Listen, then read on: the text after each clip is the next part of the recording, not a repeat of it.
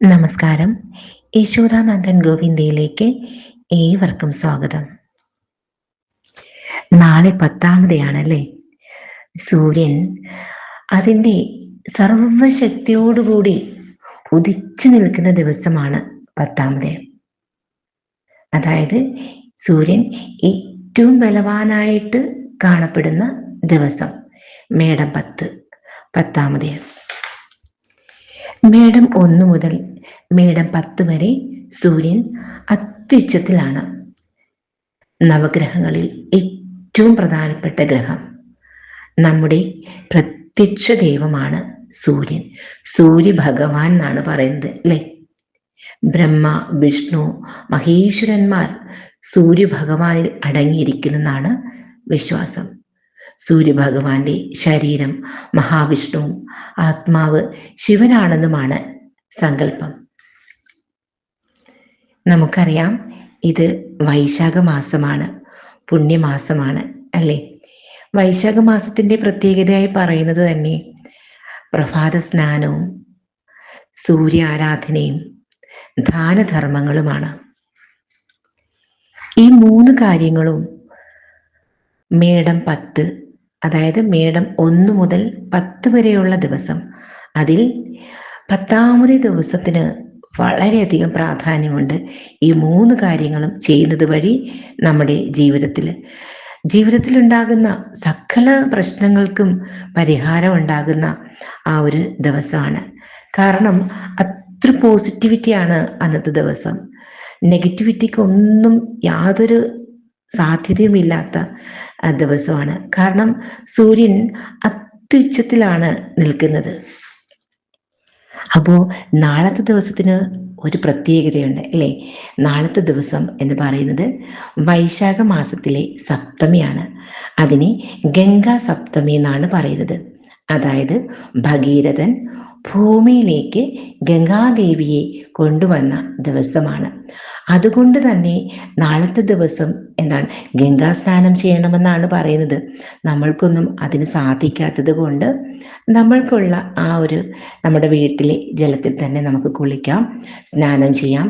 അപ്പോൾ നമ്മൾ ശ്രദ്ധിക്കേണ്ടുന്നത് ഗംഗാദേവിയെ നന്നായി മനസ്സിൽ ധ്യാനിച്ചുകൊണ്ട് വേണം സ്നാനം ചെയ്യാനായിട്ട്. അതായത് സങ്കല്പത്തിൽ സങ്കല്പ പൂജ ചെയ്യുകയാണ്. ഈ സങ്കല്പ ശക്തിക്ക് വളരെ പ്രാധാന്യമുണ്ട്. അതുകൊണ്ട് നാളെ എല്ലാവരും, അതായത് വൈശാഖ മാസത്തിൽ ഇതുവരെ നമുക്ക് പ്രഭാതം എന്ന് പറയുമ്പോൾ ബ്രഹ്മമുഹൂർത്തം അല്ലെങ്കിൽ സൂര്യോദയത്തിന് അരനാഴികയ്ക്ക് മുന്നേ സ്നാനം ചെയ്യാൻ സാധിക്കാത്തവർ എല്ലാവരും നാളെ തീർച്ചയായിട്ടും സൂര്യോദയത്തിന് അരനാഴികയ്ക്ക് മുന്നെയെങ്കിലും സ്നാനം ചെയ്യണം. ചെയ്യുമ്പോൾ നമ്മൾ ഗംഗാദേവിയെ മനസ്സിൽ നന്നായിട്ട് ധ്യാനിച്ചു കൊണ്ട് വേണം നമ്മൾ സ്നാനം ചെയ്യാനായിട്ട്. സകല പാപങ്ങളിൽ നിന്ന് മുക്തി നേടാനും ആരോഗ്യ സൗഖ്യവും സർവൈശ്വര്യങ്ങൾ നേടാനും നമ്മൾക്ക് ഇത് വളരെ വളരെ വളരെ അധികം പ്രയോജനം ചെയ്യുന്നതാണ് ഈ നാളത്തെ അതികാലയുള്ള സ്നാനം. അപ്പോൾ അതുകൊണ്ട് ആരും നാളെ അത് മിസ് ചെയ്യാതെ ചെയ്യണം. ഇനി നമ്മൾ 2-മത്തെ കാര്യം സൂര്യ ആരാധനയാണ്. ഞാൻ പറഞ്ഞു, ഇന്നത്തെ ദിവസം അതായത് മേടം 10 സൂര്യൻ അതിൻ്റെ സകല പ്രഭാവത്തോടും കൂടി അത്യുച്ചത്തിൽ നിൽക്കുന്ന ദിവസമാണ്. ഈ ഒരു വർഷത്തിൽ മേടം 10 സൂര്യൻ അത്രയും ശോഭയോടുകൂടി അതിൻ്റെ എല്ലാ പോസിറ്റിവിറ്റിയോടും കൂടി നിൽക്കുന്ന ദിവസം, നമ്മൾക്ക് അനുഗ്രഹം നൽകിക്കൊണ്ട് നിൽക്കുന്ന ദിവസം. അതുകൊണ്ട് തന്നെ നാളെ എല്ലാവരും സൂര്യനെ ആരാധിക്കാൻ മറക്കരുത്. നിത്യം സൂര്യാരാധന അതിവിശേഷമാണ്. അതായത് പ്രഭാതത്തിൽ ജലത്തിൽ സൂര്യനെ ദർശിക്കുന്നത്, അതായത് സൂര്യന് ജലം കൊണ്ട് അർഘ്യ ചെയ്തിട്ട് സൂര്യനെ പ്രാർത്ഥിക്കുന്നതും സൂര്യ നമസ്കാരം ചെയ്യുന്നതും ആദിത്യ ഹൃദയ മന്ത്രം ചൊല്ലുന്നതും സൂര്യന് അഭിമുഖമായി നിന്ന് ഗായത്രി മന്ത്രം ജപിക്കുന്നതും ഇതൊക്കെ ഏതൊരുവനാണോ ചെയ്യുന്നത് ആ വ്യക്തി അജയ്യനായി തീരുമെന്നാണ് പറയുന്നത്. സർവകാര്യ വിജയം, ആരോഗ്യ സൗഖ്യം, ആത്മവിശ്വാസം, ധൈര്യം, എല്ലാറ്റിനും മുന്നേറ്റം, കൂടാതെ എല്ലാ ശത്രുതകളിൽ നിന്നും തടസ്സങ്ങളിൽ നിന്നും ഒക്കെ അവർക്ക് മോചനം കിട്ടാനായിട്ട് ഈ സൂര്യ ആരാധന കൊണ്ട് സാധിക്കുന്നതാണ്. അപ്പോൾ നാളത്തെ ദിവസം ബഹുകേമമായിട്ടുള്ള ദിവസമായതുകൊണ്ട് എല്ലാവരും സൂര്യനെ ആരാധിക്കേണ്ടതാണ്. സൂര്യനെ അർഘ്യം എങ്ങനെ ചെയ്യുന്നതെന്ന് ഞാനൊന്ന് ചെറുതായിട്ടൊന്ന് പറയാം. അതായത് ഒരു ഓട്ടുപാത്രമോ അതല്ലെങ്കിൽ മൺപാത്രമോ, എന്ത് പാത്രമാണ്, സ്റ്റീൽ പാത്രം ഒരിക്കലും ആകരുത്. അങ്ങനെയുള്ള ഒരു പാത്രത്തിൽ ശുദ്ധജലം എടുത്ത് സൂര്യന് അഭിമുഖമായി നിന്ന്, അതായത് കിഴക്ക് ദർശനത്തിൽ നിന്ന് ജലം നിറച്ച പാത്രം തലയ്ക്ക് മുകളിൽ ഉയർത്തിപ്പിടിക്കുക. ശ്രദ്ധിക്കേണ്ട കാര്യം, ഇങ്ങനെ പിടിക്കുമ്പോൾ നമ്മളുടെ ഇരു കൈകളുടെ വിരലുകൾ തമ്മിൽ കൂട്ടിമുട്ടാൻ പാടില്ല. ശേഷം ജലം സൂര്യന് അഭിമുഖമായി നിന്ന് സമർപ്പിക്കുമ്പോൾ ഓം ആദിത്യായ നമഃ എന്നോ ഓം സൂര്യായ നമഃ എന്നോ മനസ്സുകൊണ്ട് ജപിച്ച് വേണം ജലം സമർപ്പിക്കാനായിട്ട്. അപ്പോൾ ഈ ജലം സമർപ്പിക്കുന്നത് വളരെ സാവധാനത്തിലായിരിക്കണം. ഇങ്ങനെ സമർപ്പിക്കുമ്പോൾ ആ ജലത്തിൽ നമ്മൾ സൂര്യഭഗവാനെ ദർശിക്കണം.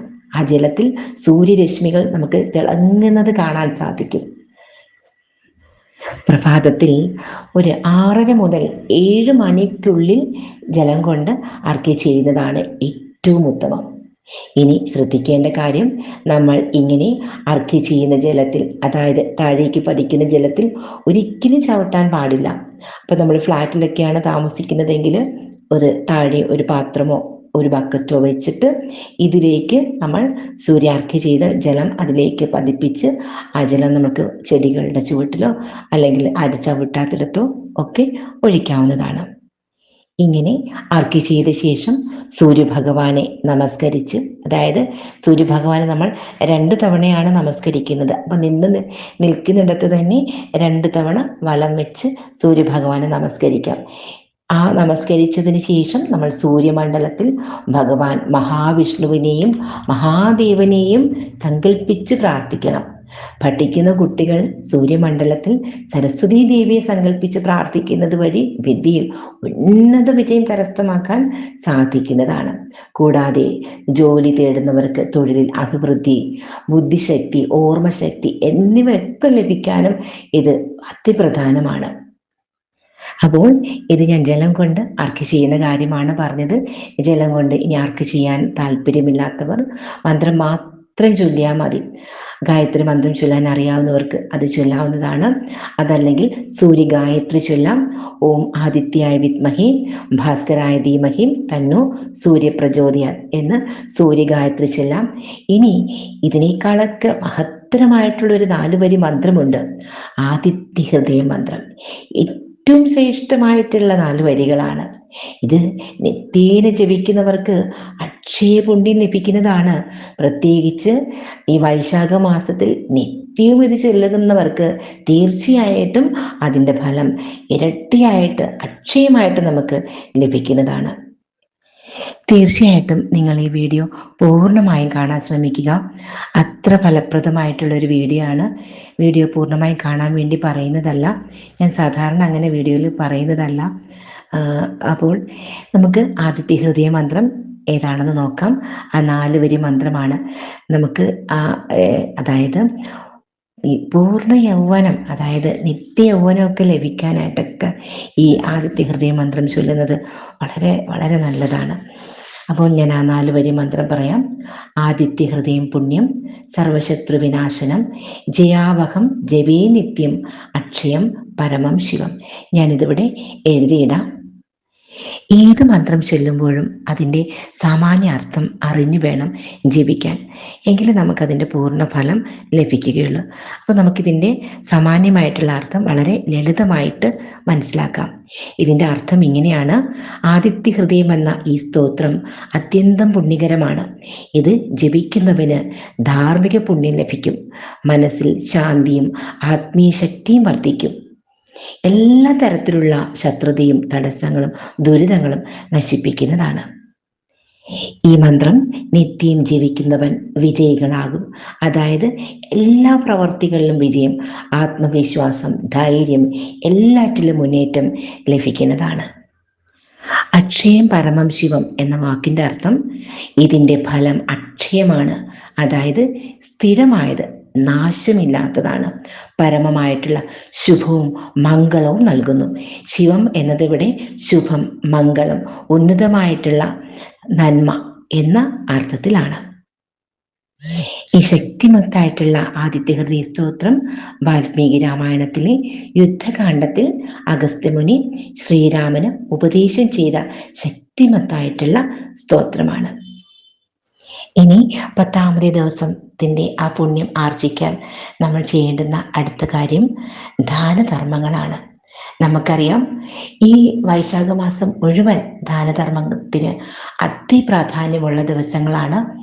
അത് അക്ഷയഫലം നൽകുന്നതാണ്. എന്നാൽ പോലും മേടം 1 മുതൽ 10 വരെയുള്ള ദിവസം ചെയ്യുന്ന ദാനധർമ്മങ്ങൾക്ക് അതിശ്രേഷ്ഠമായിട്ടുള്ള അതികേമമായിട്ടുള്ള ഫലങ്ങളാണ് നമുക്ക് ലഭിക്കുന്നത്, പ്രത്യേകിച്ച് 10ാമത്തെ ദിവസം.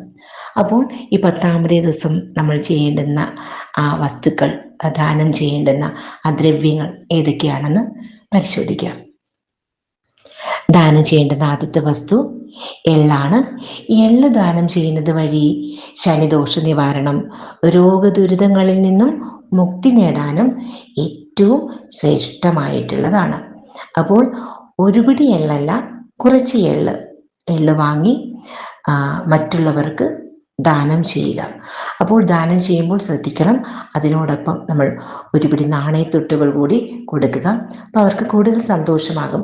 അപ്പോൾ നമുക്ക് ആ ഫലം കുറച്ചും കൂടി ഇരട്ടിയായിട്ട് ലഭിക്കുന്നതാണ്. അപ്പോൾ നമ്മൾ ഏതെങ്കിലും രോഗങ്ങളിൽ കൊണ്ട് വളരെ കഷ്ടപ്പെടുന്നുണ്ടെങ്കിൽ, അല്ലെങ്കിൽ ശനിദോഷങ്ങൾ കൊണ്ട് കഷ്ടത അനുഭവിക്കുന്നുണ്ട് എങ്കിൽ എള്ള് ദാനം ചെയ്യുക.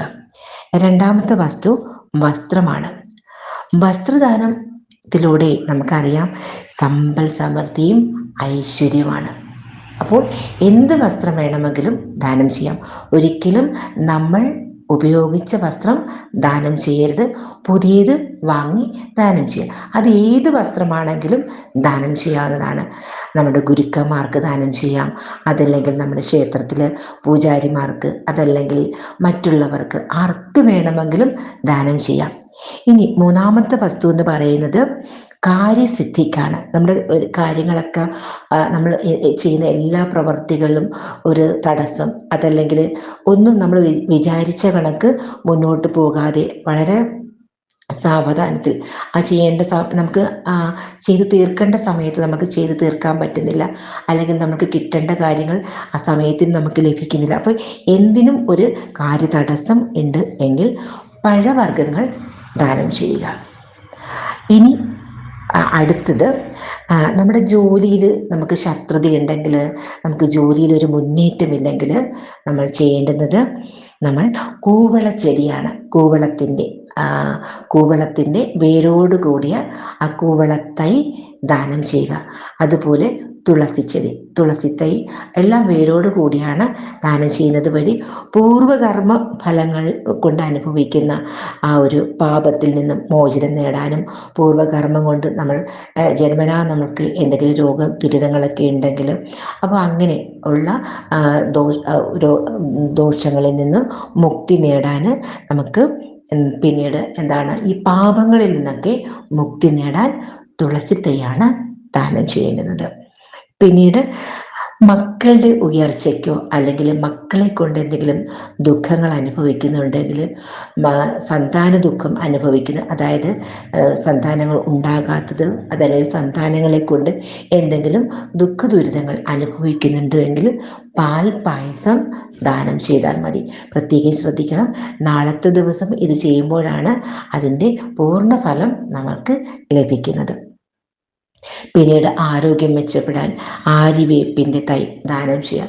അപ്പോൾ ഇതൊക്കെ ദാനം ചെയ്യുന്നത് വഴി നാളത്തെ ദിവസം, അതായത് 10ാമത്തെ ദിവസം ദാനം ചെയ്യുന്നത് വഴി അതിൻ്റെ പൂർണ്ണ ഫലം നമുക്ക് ലഭിക്കുന്നതാണ്. ഒന്നുകൂടി പറയാം, ഒരു കാര്യം എടുത്തു പറയുകയാണ്. അതായത് നമ്മൾ ഇപ്പോൾ ഏതാണ്, വൈശാഖ മാസമാണ്. വൈശാഖ മാസത്തിലെ ദാനധർമ്മങ്ങൾക്ക് അതിപ്രധാനമാണ്. ഈ വൈശാഖ മാസം മുഴുവൻ നമുക്ക് ദാനധർമ്മങ്ങളും ഒക്കെ ചെയ്യാം. എങ്കിൽ പോലും നാളത്തെ ദിവസത്തിന് കൂടുതൽ പ്രാധാന്യമുണ്ടെന്ന് പറഞ്ഞു എന്നേ ഉള്ളൂ. നാളത്തെ ദിവസം മാത്രം ദാനം ചെയ്യുക എന്നുള്ള ചിന്തയുണ്ടാകരുത്. ഈ മാസം മുഴുവൻ, ഈ വൈശാഖ മാസം മുഴുവൻ നമ്മൾക്ക് ദാനധർമ്മങ്ങളൊക്കെ ചെയ്യാവുന്നതാണ്. സൂര്യാരാധന ചെയ്യുക, ദാനധർമ്മങ്ങളൊക്കെ ചെയ്യുക, അതികാലയുള്ള സ്നാനം. പിന്നെ ഏറ്റവും പ്രധാനം എന്താണ്? ഭഗവൻ നാമങ്ങൾ ജപിക്കുക. അതൊരിക്കലും മറക്കല്. ഭഗവത് ചിന്തയോടുകൂടി, സദാ ഭഗവത് ചിന്തയോടുകൂടി നാരായണ നാമം ജപിക്കാവുന്നതാണ്.